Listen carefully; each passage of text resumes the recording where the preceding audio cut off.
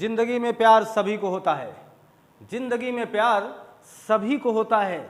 यहाँ हर दिल में कोई ना कोई शख्स बैठा होता है।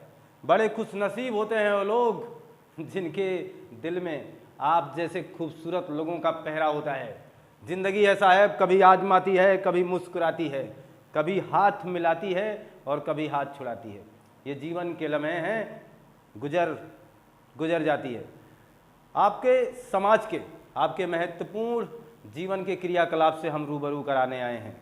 आपके जीवन की, समाज की रूपरेखा निर्धारित करने वाले उस लम्हे की बात करने आए हैं जो सबसे रोमांचक होती है आपकी ज़िंदगी में। बहुत ही रोमांच, बहुत ही अलग, वो है आपका विवाह। समाज का वह बंधन, या कहें कि समाज का पहला बंधन, या कहें कि समाज का सबसे अटूट बंधन, समाज जिसे मान्यता देता है वो है विवाह। एक ऐसा बंधन जिसने समाज को चलाया है, एक ऐसा बंधन जिसने उस पीढ़ी को यहाँ तक पहुँचाया है। आइए बात करते हैं उस विवाह की, आइए बात करते हैं उस विवाह का जन्म कहाँ से हुआ है, आइए बात करते हैं हमारे इतिहास में उस विवाह की रूपरेखा कहाँ से लाई गई। जी हाँ, हम जहाँ प्राचीन भारत के इतिहास में आपको लगातार अपने YouTube चैनल से महत्वपूर्ण कंटेंट से जोड़ करके आपको चीज़ें दे रहे हैं, ठीक वहीं मैंने सोचा है कि विवाह को मैं थोड़ा सा अलग दूंगा। जी हाँ, ऋग वैदिक काल में स्त्रियों की दशा, उत्तर वैदिक काल में स्त्रियों की दशा जो थोड़े बहुत हिलोरे ले रही थी, उस जगह हमारे वैवाहिक जीवन किस तरीके से संपादित हो रहे थे। प्राचीन काल में विवाह कैसे था, आज का विवाह किस तरीके से तुलना आप कर सकते हो। आज वाला तो आपको बताना नहीं है, प्राचीन काल वाले विवाह पर थोड़ी बहुत चर्चा हम लोग कर लेते हैं। रावण ने मंदोदरी से कैसे विवाह किया था, भगवान श्री कृष्ण जी ने 16,000 स्त्रियों से एक साथ कैसे विवाह किया था, भगवान श्री रामचंद्र जी ने धनुष तोड़ा तब सीता को लाए, अर्जुन जी ने मछली के तीर में, मछली की आंख में निशाना साधा फिर ले आए। इसका मतलब हुआ चीजें बदली हैं और अब ऐसा नहीं है। तब क्या क्या करना पड़ा है शादियों के लिए, देखना जरा। हम बात करें आज आपको क्या क्या करना पड़ता है शादियों के लिए। आज आपको अच्छी खासी सर्विस होनी चाहिए, अच्छा खासा आपका रुतबा होना चाहिए, फिर आपको लोग वर योग्य समझेंगे, फिर आपकी कन्या यानी अपने कन्या के योग्य आपको समझेंगे। एक वो जमाना था जहाँ देखिए विवाह किस प्रकार से बताए गए। ऋग्वेद काल में जहाँ स्त्रियों की दशा फिलहाल ठीक थी, जहाँ स्त्रियों की दशा बिल्कुल अच्छी थी, जहाँ ऋग्वेद में स्त्रियों के लिए 422 मंत्रों का उल्लेख किया गया है, जहाँ ऋग्वेद में 24 विदुषी स्त्रियों का प्रयोग किया गया है, जहाँ यजुर्वेद में 5 विदुषी स्त्रियों की बात की गई है। इसका मतलब हम बात कर सकते हैं कि हमारे प्राचीन काल में स्त्रियों की ठीक ठाक दशा थी, ठीक ठाक बातें थी। हम बात करेंगे विवाहों की, तो मनुस्मृति के अनुसार एक, आप मान के चले एक ग्रंथ हमारा है मनुस्मृति के अनुसार, यानी इसके अनुसार, मनुस्मृति के अनुसार, इस ग्रंथ के अनुसार विवाह वाकई में 8 प्रकार के थे और जिनमें से 4 प्रशंसनीय था, प्रशंसनीय विवाह था, प्रशंसनीय विवाह, और 4 विवाह ऐसे थे जो निंदनीय थे। निंदनीय, प्रशंसनीय और निंदनीय विवाह। जी हाँ, तो विवाह में भी 2 पार्ट थे उस समय, उस समाज में, उस समय, उस कल्चर में, उस संस्कृति में, कि विवाह के 2 महत्वपूर्ण पहलू थे। एक प्रशंसनीय विवाह की श्रेणी में आता रहा और एक आपका निंदनीय विवाह की श्रेणी में आता रहा। यानी 8 में से 4 इधर आएंगे और 8 में से 4 इधर जाएंगे। हमने अभी आपसे कहा है कि हम प्राचीन काल की बात करेंगे, ना कि आज की। आज की बातें तो आप खुद समझदार हैं, उस विवाह से आप नाता जोड़ सकते हैं, आज आप तार जोड़ सकते हैं कि कौन सा विवाह आज भी उस समय का हमारे साथ है। जी हाँ, तो हम लोग ध्यान देंगे, देखिएगा। तो प्रशंसनीय विवाह में सबसे पहले बात होगी उस विवाह की जिसे हम कहेंगे ब्रह्म विवाह। ब्रह्म विवाह, जी हाँ, ये आपका पहला विवाह जिसे हम लोग ब्रह्म विवाह आज के समय में, अभी मैं आपको बताऊंगा और आप समझ भी जाएंगे। देखिएगा इसमें होता क्या था, जो पिता थे, पिता का रोल बहुत बड़ा था। पिता योग्य वर की तलाश करता था, योग्य वर। पिता योग्य वर की तलाश करता था, यानी उसको खोज करता था, उसको खोज कर लाता था, और इसमें जो पुत्री है उसकी पूरी भागीदारी होती थी। यानी ऐसा नहीं कि पुत्री की बगैर इच्छा से शादी होती थी, नहीं। देखना, जिसमें पुत्री की इच्छा नहीं होगी मैं वहाँ वो बात रखूँगा। यहाँ पर कन्या की पूरी तरीके से तैयारी है, वो भी खुश है और शादी करने के योग्य है और शादी करना भी चाह रही है। देखिएगा, कोई जोर ज़बरदस्ती नहीं यहाँ पर। लेकिन पिता का काम क्या है, पिता का रोल देखना क्या है। पिता योग्य वर की तलाश करेगा। योग्य वर का मतलब एक ऐसा वर, एक ऐसा साथी जो उसकी लड़की का जीवन भर साथ निभा सके और उसके मतलब कार्य का संपादन कर सके, उसके साथ उसके जीवन को आर्थिक रूप से भी सुदृढ़ रख सके, ये चीज़ था। तो जिस तरीके से आपने देखा होगा, राम ने सीता से शादी की थी और अर्जुन ने शादी के लिए मछली की आँख में निशाना साधा था। मछली की आँख में ये शर्त थी, आँख में तीर मारा था कि नहीं था? ध्यान दीजिएगा, ब्रह्म विवाह में क्या होता है, शर्तें हो सकती हैं, जरूरी नहीं है कि हों, लेकिन ज़्यादातर हिस्सों में शर्तें थी। जो पिता अपनी पुत्री के लिए योग्य वर की तलाश कर रहे होते थे, वो अक्सर क्या करते थे, कोई ना कोई शर्त रख देते थे। जैसे सीता स्वयंवर में जनक जी ने क्या किया, शिव जी का धनुष ही रख दिया। उन्होंने शर्त रखी, जो इस धनुष को तोड़ेगा वही मेरी सीता से नाता जोड़ेगा। इसका मतलब ये हुआ कि सीता तैयार थी शादी के लिए, बिल्कुल इसमें कोई ना की बात नहीं थी, और वो शर्त बहुत ही कठोर था। लेकिन जनक को ये पता था कि जो ये काम करेगा वही मेरी बेटी की योग्य होगा, इसलिए योग्य वर की तलाश हुई ब्रह्म विवाह में। आज भी आपके पिता, आपके पेरेंट्स, हर ज़्यादातर लोगों की बात कर रहे हैं, पेरेंट्स की भूमिका होती है शादी में। वो आपके लिए, अपनी बेटी के लिए, अपनी पुत्री के लिए योग्य वर की तलाश करते हैं। ज़्यादातर कोशिश उनकी होती है कि हमारी पुत्री से ज़्यादा कमाने वाला हो। अच्छा, लड़कियों का भी ये मामला होता है, लड़कियां भी ये ज़्यादा सोचती हैं कि जो जिनसे शादी हमारी हो वो हमसे ज़्यादा कमाने वाला हो। हम नहीं कमा रहे लेकिन वो कमाने वाला हो। लड़कों में बड़ा प्रेशर है इस बात के लिए। आज के समाज में देखिए, किसी को बुरा नहीं लगना चाहिए, मैं चीज़ों को पूरी खुले तौर पे रख रहा हूँ और ये सारी बातें हमारी हैं और हमारे वैचारिक मतों की, आपसी की इसमें कोई आपसी लड़ाई नहीं है। देखना, जैसा समाज कहता है, 90% लोग कहते हैं, मैं उन बातों पर चर्चा कर रहा हूँ कि लड़कियों की तलाश होती है कि हमारा जो वर है वो थोड़ा सा कमाऊ हो, खर्चीला हो, उसके पास अपार संपदा हो और जिसका मैं अच्छे ढंग से यूज कर सकूं, खर्च कर सकूं। और अगर ये खर्चे वाला पति नहीं है और उसके पास मतलब पैसा नहीं है, खर्चे वाला लड़का नहीं, कमाऊ लड़का नहीं, फिर तो दिक्कत है। इसीलिए स्टूडेंट्स लाइफ में लड़कों को आज के समाज में ज़्यादा संघर्ष करने की आवश्यकता है। मैं बार बार कहता हूँ, संघर्ष आपको ज़्यादा करना इसलिए क्योंकि आपकी जिससे शादी होने वाली ना, वो पहले से ही आपके लिए 16 सोमवार भूखा रह चुकी है, 16 सोमवार व्रत रख चुकी है, वो भूखे रह चुकी है। 16 सोमवार भूखा रहने का मतलब हुआ व्रत रहना। वो पहले से उसने कठोर तपस्या की है, अब भगवान ने उसका सुना हुआ है, तो फिर वो आएगा कहाँ से? आपके रगड़ने से, आपके घिसने से। तो आपको तो योग्य बनना है, आपका क्रियाकलाप इस समाज में चरितार्थ तो होना ही होना है। तो कठिनाइयाँ हैं आपके साथ, तो बनिए और पढ़ाई को अपने अंजाम दीजिए और उस योग्य बनिए। देखिए, राम योग्य थे तब सीता लाए हैं, अर्जुन इतने योग्य थे तब शादी कर पाए हैं। मजाक बात नहीं है। ये है ब्रह्म विवाह, जिसे आप अरेंज मैरिज कह सकते हैं आज की तुलना में। अरेंज मैरिज जहाँ माता पिता का सबसे बड़ा रोल होता है, हाँ, लड़की और लड़के दोनों का हाँ होता है, इतनी बातें तो है। अब लड़का कहते मैं शादी नहीं करूँगा तो पापा का कोई बात ही नहीं बन रहा है।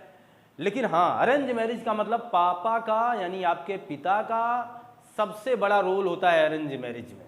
और ये वो मैरिज है जिसे ब्रह्म विवाह की बातें कही गई, जिनमें शर्तों के साथ मैं आपसे जुड़ा रहा और मुझे लगता है कि आप यहाँ जान पाए हैं। और देखना, ब्रह्म विवाह में ऐसा नहीं था कि दहेज नहीं दिया जाता था, वो दान था। उसे दहेज तब नहीं कहा जाता था, उसे उपहार कहते थे। उपहार के रूप में पिता कुछ वस्त्र वगैरह देते थे, कुछ अन्य तमाम चीज़ें दान में दे दी जाती थी। और कन्या का तो दान होता ही था, कन्या दान तो था ही था। कन्या का दान होता था, वस्त्र का दान होता था, अन्य तमाम चीज़ों का भी दान हुआ करता था। देखिएगा, अगर हम बात करें वहाँ के, जैसे वहाँ की अन्य बातें, भाई मेरे कहने का मतलब हुआ बहा के पसीना मुकाम हासिल कर पाएंगे आप, बहा के पसीना ही मुकाम हासिल कर पाएंगे। ऐसे थोड़ा है कि दहेज में खैरात ले जाएंगे, मजाक बातें नहीं है। आपको पसीना बहाना ही पड़ेगा, मेहनत करना ही पड़ेगा, तभी आप दहेज भी पाएंगे। जी हाँ, तो जिस दहेज की बात, जिस उपहार की बात कर रहे हैं हम, दहेज तो दूर दूर तक मिथक बात है, बहुत ही निंदनीय समाज के लिए है, घोर निंदनीय समाज के लिए फिलहाल। लेकिन उपहार जो कि था, जिसे उपहार के रूप में ले रहे हैं, उसी अगर उपहार की आप तलाश कर रहे हैं तो बहा के पसीना मंजिलों को पाना पड़ता है, बहा के पसीना मंजिलों को पाना पड़ता है। तरक्कियां दहेज में नहीं मिलती हैं जनाब, कमाना पड़ता है। तरक्कियां दहेज में नहीं मिलती हैं जनाब, कमाना पड़ता है। ये चीज़ ध्यान दीजिएगा, बहा के पसीना मंजिलों को पाना पड़ता है, तरक्कियां दहेज में नहीं मिलती जनाब, इन्हें कमाना पड़ता है। तो काम तो आपको अलग करना पड़ेगा जी। तो ब्रह्म विवाह से मैं आपको अवगत करा चुका हूँ, मुझे पूरा पता है कि आपको ब्रह्म विवाह बिल्कुल समझ में आया होगा। अब हम बात करते हैं दैव विवाह की। दैव विवाह बहुत लंबा गैप पीरियड नहीं रहेगा, सब कुछ मज़ेदार होगा। दैव विवाह में क्या होगा, पिता, यहाँ भी पिता का रोल है फिलहाल। दैव विवाह में पिता एक यज्ञ आयोजित करेगा। इसमें देखिएगा, पिता यज्ञ आयोजित करेगा, यज्ञ आयोजित करेगा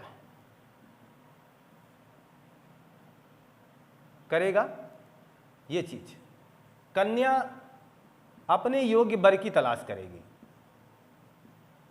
अपने योग्य वर की तलाश करेगी। पिता उससे बोलेगा, बहरहाल ये विवाह तो अब मेरे हिसाब से दूर दूर तक नहीं है कि कोई कर्मकांड घर पे आयोजित हो और पिता ये कहते कि इस कर्मकांड के, इस कार्य के संपादन तक तुम अपने वर को ढूंढ करके चली आओगी और जिससे कहोगी उससे तुम्हारी शादी कर देंगे।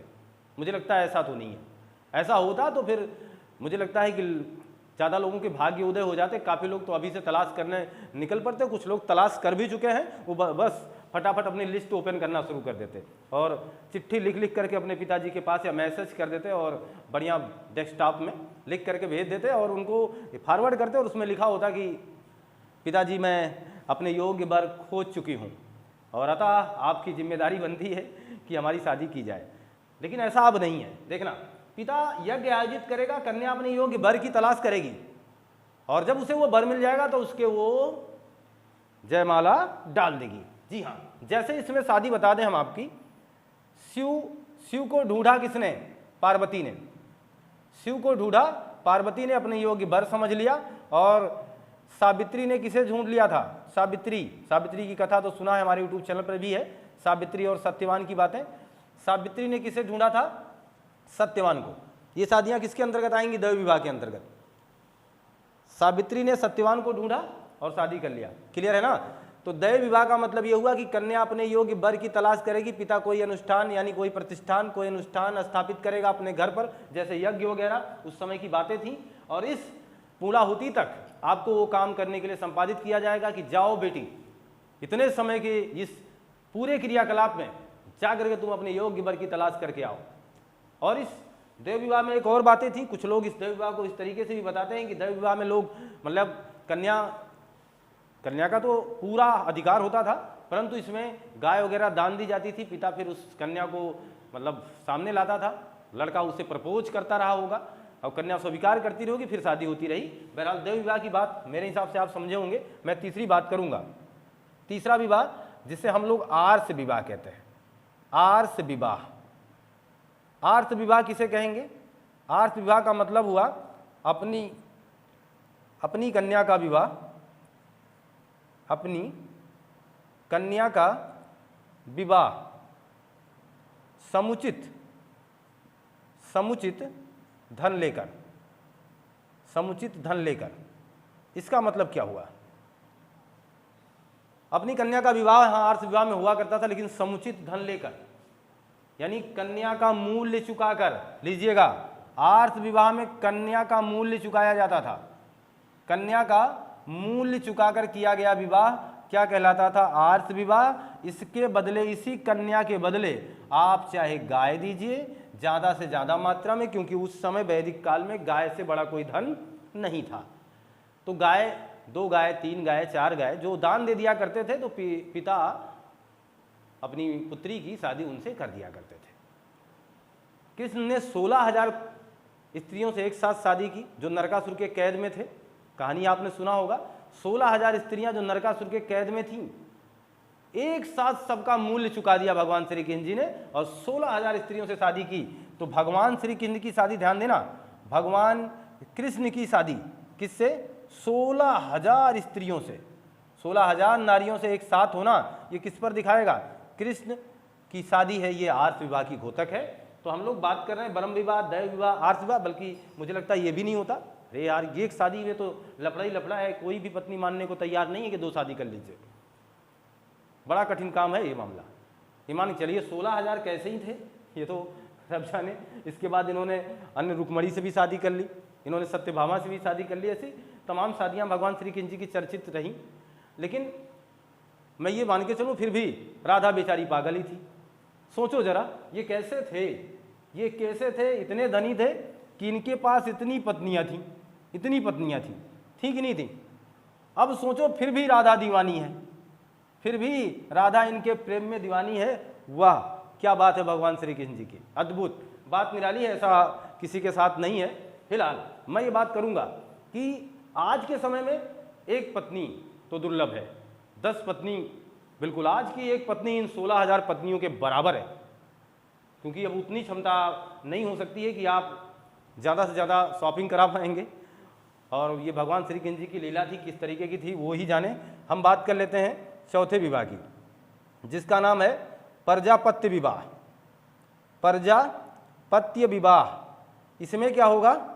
धनवान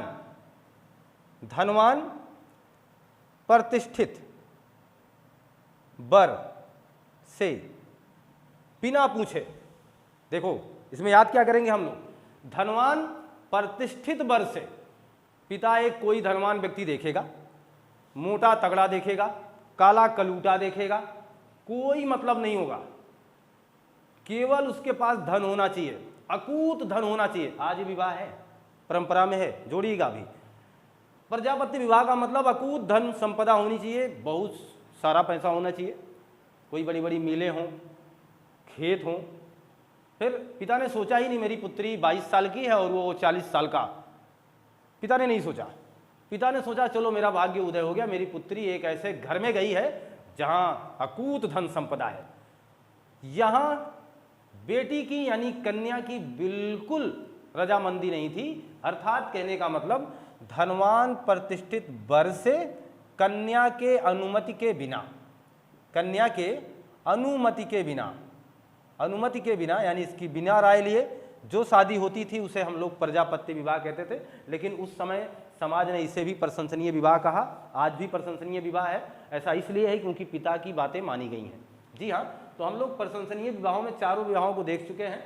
जहाँ हमने ब्रह्म विवाह की बात की, ब्रह्म विवाह जिसे अरेंज मैरिज आज आप कह सकते हैं। दैव विवाह में आपने देखा अब कुछ ऐसा है नहीं जमाना कि पिता यज्ञ आयोजित करेगा, कन्या जाकर के अपनी योग्य वर ढूंढेगी, ऐसा कुछ मेरे हिसाब से अब नहीं है। आर्ष विवाह की बात हमने किया तो आर्ष विवाह में आपने देखा है कि अपनी कन्या के बाद समुचित धन दे करके कन्या का मूल्य चुका करके, ऐसा भी मेरे हिसाब से कोई विवाह नहीं है। भगवान श्री कृष्ण जी ने वो किया था। लेकिन प्रजापत्य विवाह आज भी है, आज भी पिता, कठोर पिता आज भी ऐसी डिसीजन लेता ही लेता है कि अकूत धन संपदा जहाँ है, ज़्यादा धन संपदा है, वहाँ अपनी पुत्री को भेजने के लिए तैयार करता है। या ये कहते हैं कि उसकी बगैर इच्छा से फिर भी वो शादी संपादित होती है। आप इसका स्क्रीनशॉट ले लीजिए। तो ये मान चले कि आपने स्क्रीनशॉट ले लिया होगा। हम बात करेंगे अब निंदनीय विवाहों की, यानी 4 तो आपके हो गए प्रशंसनीय, अब है निंदनीय विवाह। निंदनीय विवाह में सबसे बेहतरीन है, देखिएगा, गंधर्व विवाह। गंधर्व विवाह का मतलब आज के समय की लव मैरिज समझ लें। ये वो विवाह है जहाँ पिता, माता, समाज, किसी का कोई रोल नहीं है। स्वच्छंद मन से आए हैं, स्वच्छंद मन से जाएंगे। शकुंतला और दुष्यंत की कहानी ले आएंगे। शकुंतला जी ने दुष्यंत से शादी की, लव मैरिज, प्रेम विवाह। जी हाँ, यहाँ पर कोई रीति रिवाज नहीं था, रीति रिवाज नहीं, ये कहीं भी किसी भी जगह संपादित किया जा सकता था। इसे हम लोग गंधर्व विवाह कहेंगे। जी हाँ, कुछ कठिन नहीं है, खास कठिन नहीं है। दूसरा देखिएगा, असुर विवाह। असुर विवाह में क्या होता था? कन्या को खरीद लिया जाता था। पिता बेवड़ा होता था, ये मान के चलें। जो ऐसे थे जो सुरा शराब की लत में थे, जिनके पास अब उनकी पुत्री तो थी लेकिन खुद नहीं थे, वो खुद में खुद नहीं थे। उन्हें कोई आता था और बहकावे में ढेर सारा पैसा दे करके उनकी पुत्री की सुंदर पुत्री को खरीद लेता था, ये भेज दिया करते थे। तो ऐसी शादियाँ हुई, असुर विवाह कहलाई। देखना इसमें क्या हमने बोला है कि कन्या को खरीद कर किया गया विवाह, खरीद कर किया गया विवाह। जैसे रावण ने मंदोदरी से किया था। किससे किया? रावण ने मंदोदरी को खरीद लिया था। ये चीज देखिएगा, ये चीज। तो हम लोग बात कर रहे हैं कि असुर विवाह के बाद अगर हम बात करें तो राक्षस विवाह आ जाएगा। अब ये सब कोई नहीं करता भाई। राक्षस विवाह मेरे हिसाब से आज के समाज में बिल्कुल नहीं है। राक्षस विवाह की बात करें तो ये अपहरण होता था, अपहरण करके शादी कर लेते थे लोग, अपहरण करके शादी, इसे कहते हैं राक्षस विवाह। फिर भी बात नहीं माने काजी और इन्होंने कर लिया अपहरण। कुछ लोग अपहरण कर लिया करते थे, पहले उठा ले जाते थे मंडप से ही, अगर तेरी डोली उठी तो जमाने को जला दूंगा, ऐसी फिल्मी डायलॉग बोलते हुए मंडप से ही गायब कर दिया करते थे। और इसके बाद ले जाने के बाद खुद सिंदूर भरा करते थे, यानी खुद शादी किया करते थे। तो इसे कहते हैं राक्षस विवाह। ध्यान देना, असुर विवाह का मतलब हुआ कि कन्या को खरीद कर किया गया विवाह। राक्षस विवाह वो फिल्मों में सोचेगी कि हर फिल्मों में राक्षस विवाह हो रहा है कि वो हीरो आ रहे हैं और कन्या को उठा के लेकर भाग जा रहे हैं। नहीं, वहाँ कन्या राजी है भैया, यहाँ कन्या राजी नहीं है राक्षस विवाह में ना, इसे कहते हैं अपहरण। तो अपहरण करके जहाँ कन्या भी राजी नहीं है, जब कन्या राजी होती तो वो अपहरण कहा था, तो फिर गंधर्व हो जाता ना फिर वो। इसलिए बात ध्यान देना, असुर विवाह में कन्या को खरीदा गया, राक्षस विवाह में अपहरण किया गया। पैशाच या पिशाच विवाह कह सकते हैं, पैशाच विवाह। एक पैशाच यानी लास्ट ये है, पैशाच विवाह यानी जिसे हम 8वां कह सकते हैं। इस विवाह, ये तो बहुत ही निंदनीय विवाह, वाकई में घोर निंदनीय है। इसमें लड़की की मतलब सहूलियत का कह सकते हैं, उसकी स्थिति का, उसकी परिस्थिति का, उसकी नाजुक परिस्थिति का फायदा उठाकर उसके साथ चोरी से किया गया घात, चोरी से छल, चोरी से धोखा करने के बाद, यानी जैसे फिल्मों में दिखाया भी जाता है आज के समय में कि कुछ ना कुछ उल्टा सीधा चीज़ें खिला करके, उसे मदहोश करके, उसकी याददाश्त को कमज़ोर करके, उसके साथ दुराचार करके फिर उसके बाद उसे शादी की जाए, उसे कहते हैं पैशाच विवाह। इसका मतलब इसमें आप कह सकते हैं वो दुराचार ला सकते हैं। दुराचार, स्त्रियों की मनोदशा से खेल करके, मनोदशा को खराब करके किया गया विवाह क्या होता है? पैशाच विवाह।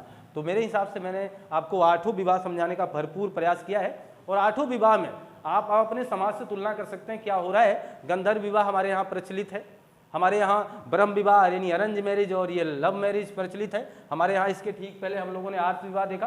तो ऐसे तमाम विवाह हैं जो प्रचलित हैं, आज भी हमारे समाज से मैच खाते हैं, चल रहे हैं। और विवाह कहाँ से आए हैं, वो रीति रिवाज कहाँ से आए हैं? पुराने कई हजार वर्ष पहले से चल रहे हैं, जो आपके इतिहास की पृष्ठभूमि पर हम सजाए बैठे हैं। आज आप अपने इस प्लेलिस्ट में, हिस्ट्री के प्लेलिस्ट में एक महत्वपूर्ण समागम को ले पा रहे हैं। इसके ठीक बाद आप इसी कड़ी में उत्तर वैदिक काल को देखेंगे, वहाँ भी मैं इस बात पर जहाँ से इसका लिंक है आपको जोड़ने का प्रयास करूँगा। फिलहाल मेरी कोशिश रही कि आपको ये अलग कंटेंट देने का मेरा प्रयास था, और मुझे लगता है कि मैं इस बात में सफल हुआ हूँ। अगर ये काम ठीक रहा है तो आपका लाइक बनता है, आपका शेयर सब्सक्राइब बनता है। दोस्तों, हंसते रहें, मस्त रहें, खुश रहें, स्वस्थ रहें। मिलते हैं हम आपसे नए कंटेंट में। आपका दिन शुभ हो, आपको बहुत बहुत धन्यवाद।